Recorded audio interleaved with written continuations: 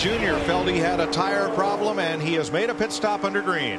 And he's going to be a lonely man because he's not going to beat the lead pack back out. He's going to try to blend in behind them and be the first car one lap down. But the free pass to get back on the lead lap will only be available for 5 more laps, because with 10 or less laps to go, it's no longer available.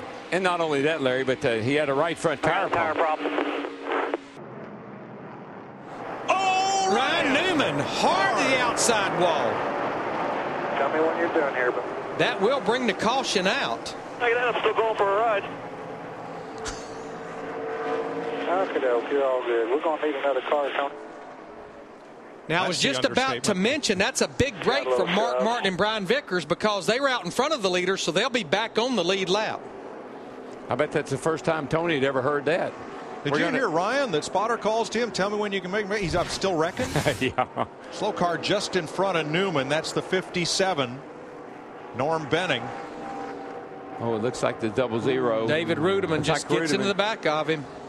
Ryan dropped down to the inside to get around 57 of Norm Benning, and looked like David Rudeman and 00 got into him.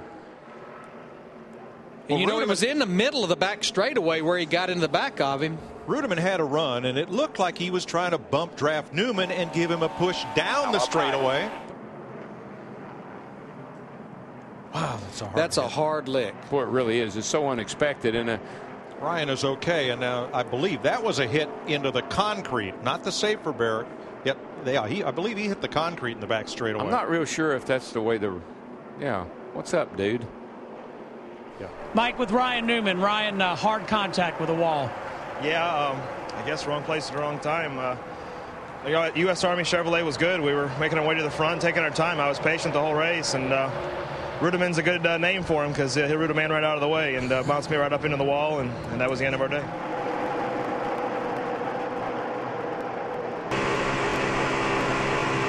And there they go. Like I said, he had to get hooked up, bumper to bumper, push me, help me. That's the only way they're going to get around that 5 car. With Denny Hamlin now the senior driver at Joe Gibbs Racing. But that's the senior winner in front. There you go. Don't get too far out in front. Okay, 11 backing up to the 5 just a little bit by 1.5, dude. 4 to go. White flag, 1 to go. Yeah, I tell you what Hamlin better do. He better stay right behind that 18 car, or he will get passed. And I really think Hamlin thinks that Mark Martin might be willing to go with him. I don't know that I'd do that to my teammate, but he might. Harvick has faded all the way to the back and out of the picture. Look how Mark falls off just a little bit, about 4 car lengths. Here he comes. Got to run down on the inside, looking under Hamlin. If he gets by Hamlin, look out, look out, Kyle Busch. And there goes Vickers. They touch down the back straightaway. Vickers is going to give Mark Martin a push down the back straightaway. Look out, 18. Here they come, just like we've seen it time and time again. Martin looking high. Busch comes up to block. It's Vickers. Got to block him. Vickers on the bottom. Who's going to win the drag race? Back to the start-finish line. I don't think they can beat him. Here comes Kyle Busch in the 18. What a deal. All right, Kyle Busch and Mark Martin. But Jeremy Mayfield, unofficially, A.J. Allmendinger will qualify for the 51st running of the Daytona 500. And another really good effort on the chart of these guys that had to get in. The 41 car, good job for Kyle Busch and his crew. And I'm really impressed with Mark Martin. Well, the owner of this car better give the driver a raise. Of course, Jeremy owns it himself, but what a day for Jerry Mayfield and A.J. Allmendinger. They're congratulating each other. The Daytona 500. I saw him mark in the mirror there through 3 and 4, kind of going high. I wanted to kind of work my way up there. I just didn't want to jump in front of him in case he was already on my quarter. The thing is fast, and last year it was really fast. It just rides rough and looks terrible on TV. We've been watching it compared to other cars, and everybody else is like, it's pretty smooth and it drives okay. But this thing's fast. It likes to be bouncy, and it does what it does that way. So I guess we just ought to leave it. I had to put the sunglasses on so I didn't show myself crying. I hate when I do that, but you're still a tough guy. It means so much to the whole Richard Petty organization.